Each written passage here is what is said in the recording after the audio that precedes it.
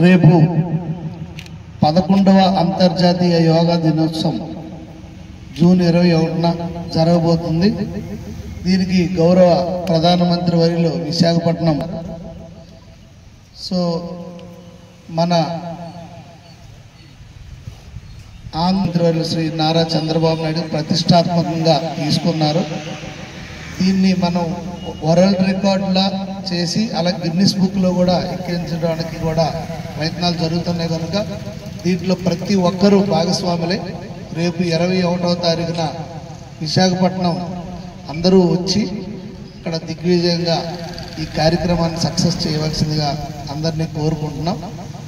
ఎందుకంటే మన సనాతన ధర్మమైనటువంటి ఈ యోగాని అంతర్జాతీయంగా యోగా డేగా చేయడం గౌరవ ప్రధానమంత్రి వాళ్ళు మన అందరి అదృష్టం. ఈ అవకాశాన్ని ఇందులో భాగస్వాములై ఆయన దేశవ్యాప్తంగా 1,00,000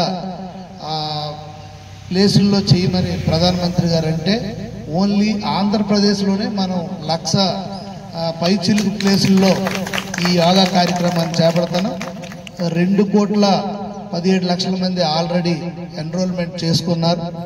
వారందరూ కూడా వివిధ ప్లేసుల్లో చేస్తారు. ఓన్లీ శ్రీకాకుళంలోనే 6,365 ప్లేసుల్లో శ్రీకాకుళం జిల్లాలో కూడా చేయడం జరుగుతుంది పెద్ద ఎత్తున.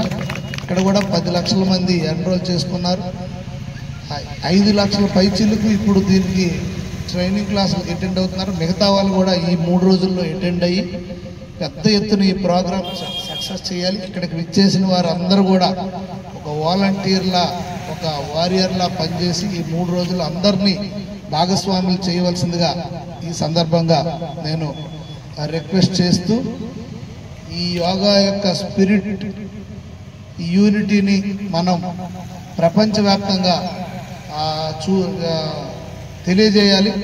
దానికి ప్రతి ఒక్కరూ పాల్గొవాలని నేను కోరుకుంటూ ఈరోజు ఈ కార్యక్రమంలో పాల్గొనే అవకాశం కల్పించినందుకు పంచాయతీరాజ్ అండ్